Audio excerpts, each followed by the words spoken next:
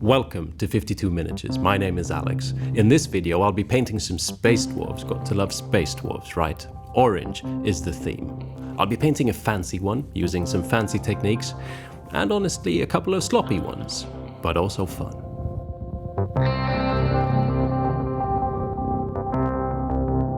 This is Mr. Cube.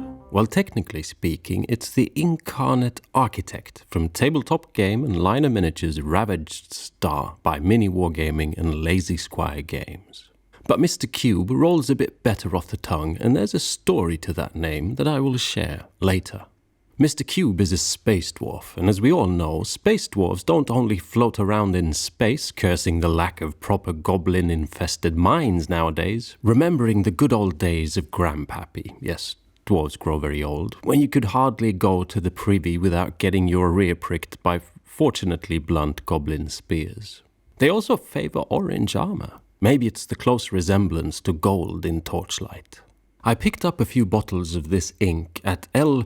Cornelissen & Son in London some time back. A lovely art store and a lovely line of ink that sports alternative colours for me seldom seen in inks. This apricot-coloured Persisch Rot, Persian red, is a paint I've wanted to try for a long time. It's been a while since I put a little more time into a paint job, and a while since I thoroughly experimented. And so this video will be just that. Prepare for failures and successes. You can be the Anubis of my progress, eagerly holding the scales. Is my orange ink-stained heart heavier than the feather of Ma'at? My plan, before the ink, is to create an undercoat that will enrich the tone of the ink. Darker brownish shadows, warm midtones, and bright orange highlights. I already know that a magenta under a transparent orange, or yellow for that, will create a nice, warm, vibrant midtone. But could I take things a little further? To check the interaction of different paints with the orange ink, I mixed around some paints and ink on my wet palette. In the end, settling for a violet, a sort of magenta, and an ivory, and proceeded to apply these in a zenithal fashion over a black primed Mr. Cube. He didn't seem to mind. The violet was used to cover the entire miniature, my darkest shadows, so to speak. The magenta went on over that, spraying in a zenithal fashion from above and at a bit of an angle, trying to leave a little of that previous violet in the uttermost areas facing down, armpit territory. Finally, the ivory, again in a zenithal fashion. Wherever the ivory hits is where I get orange, so I kind of need mostly ivory. I mean, obviously, depending on the mood one is after. A pretty dark and moody scheme could be created by limiting the ivory, maybe to create a display piece in a dark setting, like a dwarven privy. But I'm going for a tabletop kind of a look, no bowel movement rolls, so I get as much ivory on there as I can whilst retaining a little magenta and violet. What happens when zenithal priming is that I get a nice gradient from bright to dark, a light map representing the imaginary light from a cloudy sky above the tabletop. But a lot of the detailed shading gets lost when spraying like this, especially on the brightest areas facing up. Using contrast-style paints or washes is a way to remedy this, but I was planning on hitting Mr. Cube with an even spray of ink, and so I need a way to get some of the shadows back in the crevices. Here's what I came up with. I'm going to add an oil wash in the crevices, a purple and a magenta. After gloss varnishing the mini to get a nice flow-friendly surface for the wash, I mixed together 2 washes using oil paint and odorless white spirit. First, letting the oil paint sit on some cardboard for a while to soak away some excess oil, I then mixed the paint with quite a lot of white spirit to get a rather thin wash. I watched a video by my friend Miniac recently, linked above, and he made a good point when mixing his oil wash. In a way about ratios and recipes in general. Rather than rely on a recipe, it's great to try and figure out what works, not only for us as individual painters, but also for the specific need for the paint job at hand. My ratio was probably a little more than 10 times white spirit to 1 part oil paint, but I would definitely encourage you to ignore this and see what works for you with what you've got in front of you.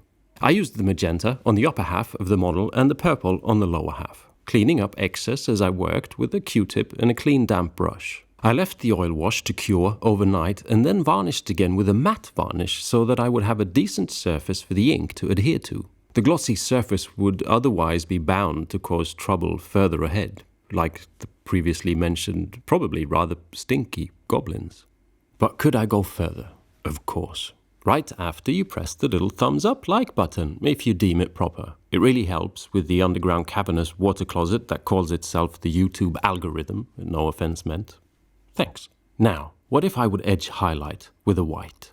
I would then have a gradient style shading, shadows in all the recesses from the oil wash, and very bright glints and edge style highlights.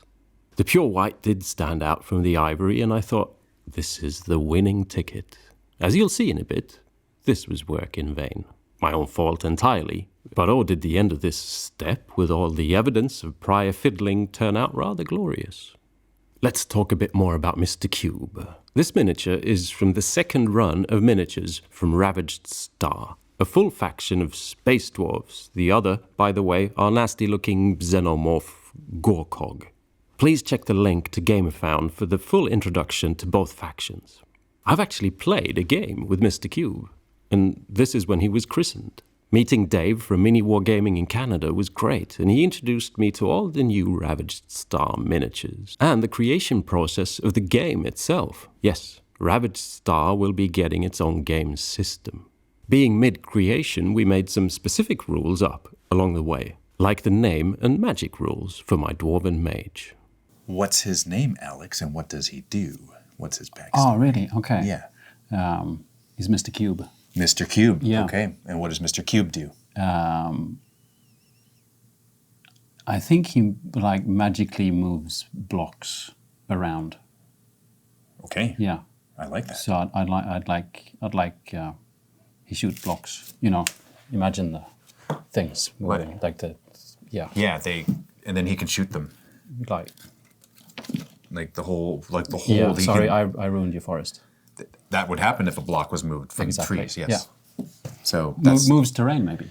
like telekinesis. Yeah, that'd be cool. Yeah. If he'd move, he'd be able to Cool. can shoot you now. Yeah, now it's out of the way. Yeah. He can destroy and he can build. Or move. Or move, yeah. Yeah. Yeah. I like Because it. move is fun, because then it's like, where am I going to put it? So it's not. Yeah, you can put it in the wave and make it harder for me to get to you. Yeah, but it might change. Protect you too. Or, yeah, I like that. Move. Yeah, move, okay. We'll hear Dave talk a bit more about the game itself later. For now, let's take a closer look at the Dwarven range. As with previous Ravaged Star factions, there is a lot of variety. All from shield maidens to mechs. The minis I'm painting in this video are 3D prints with some visible layer lines and a few holes here and there, but the production miniatures from Ravaged Star are nothing like that. Made from a durable plastic that can now be seen around and referenced in the previous Ravaged Star Veil Touched release. To give you a little look at some of the other minis, I asked for more miniatures to paint so that I could do a simpler take on what I did on Mr. Cube on a few miniatures from the Immari range. After a violet base coat followed by a magenta zenithal, something that could be done with a violet and magenta or pink rattle can, I violently and rather wetly dry brushed on some ivory. There was no finesse involved here, said the dwarf to the goblin. It was heavy-handed and deliberately efficient. Now let's make things orange, or at least apricot. Feels like a proper dwarven snack, honestly. Dried fruit to keep the darkness at bay. I guess freeze-dried for the space dwarves, though. I wonder what freeze-dried ale tastes like, and I wonder what the distillery ship looks like. So here's the thing. I excessively underestimated the strength of artist-grade paint, probably akin to the Dwarven Space Ale. Now this ink is not fully transparent, but I still thought a rough 50-50 mix with airbrush thinner and paint would dilute sufficiently to give me a tinting layer of this stuff, just altering all the previous steps variably with orange, not fully covering them with orange. I was semi-wrong. Everything turned a little apricot on me. The curious painter inside said, "Keep going. We need to see what this looks like and we can always fix things later." I got a lovely shade of orange with warm mid-tones and brown shading like I intended, but most of the highlights were toned down heavily. They're still there, but not as distinct as I would have hoped. Lovely orange, mind you. If I would do this again, maybe a test mini, would be in place and a lot thinner ink. Maybe even a fully transparent ink. But I moved on rapidly. Looking back is for nostalgic dwarven rune collectors, much like historic stamp collectors, only with crowbars and complex pulley systems instead of tweezers and fine white gloves. There is paint on the Mini, and the only way is forward. For the OSL, Object Source Lighting, from Mr. Cube's Cube, I relied heavily on airbrush work. First using a pure white, spraying it on as if it was a light emitted from the holy stone. I could then tint this with a golden sulfate cobalt teal. Using the white first and not teal directly means I don't get a weird tinting. Orange and teal could make greenish brown or something. I can also use the effect of spraying less teal on the areas I want brighter and vice versa, as well as extending the area where I spray the teal to get a slight tinting with the orange in the furthest reaches of light, where I haven't sprayed any white. Then, for good measure, I broke the staff in two. It flew off in a great arc of dwarven-powered rage and landed right in the blob of white paint on my wet palette. I quickly flicked it into my paint water, brushed off what white I could, commenced with some swearing, and then moved on to pretending that nothing had in fact happened. While I paint some details on Mr. Cube, a limited palette to not distract from the orange and the OSL, working my way around all the details in steps, starting with base coats, then moving up with layers and highlights, as well as OSL highlights. Making sure to try and match the light from the OSL with the rest in terms of luminosity. Sounds fancy. But what I'm trying to do is make sure that the OSL still feels brighter than any other details. Otherwise the light effect is kind of spoiled. Anyway, while I do this, I thought we could listen to Dave make a short summary of the Ravaged Star game, as it was at that point in time, before completion, as it were. Ravaged Star is designed for a person who is brand new to the tabletop miniature wargaming experience. Yeah. It's fast-paced, it's hard-hitting, things die really quickly. The gameplay is designed to engage in a tabletop gaming format and to accelerate quickly so that you remember the reason why you're there, is to have fun and to move some plastic around. Cool. So it's not so complicated that it's like, okay, what am I doing? What do I have to learn? And then there's pain. No, it's streamlined and it's simplistic in nature. Yeah. You go, I go. You go, I go. Yeah. It's pretty simple. Yeah. The system is intuitive. It's sequential. You're never confused as to what you should move or what you should do, because there's an order and the cards tell you. That's cool. And also, when you kind of get immersed in the gameplay, you can create your own character and lead your own faction. So you can have every excuse to make that character everything that you are, everything that you don't want to be, or everything that you've always wanted to be. Yeah, that's cool. You have complete creative control over your narrative. It just creates the reason to get together on the tabletop, because being here is the best, no matter what version that looks like. That's Ravaged Star. So it's supposed to be a little bit faster, maybe play some more games. Yeah, you can play a simpler. Couple in the night, probably. Yeah. Do things a bit easier. Maybe a 90-minute game, something like that. Yeah.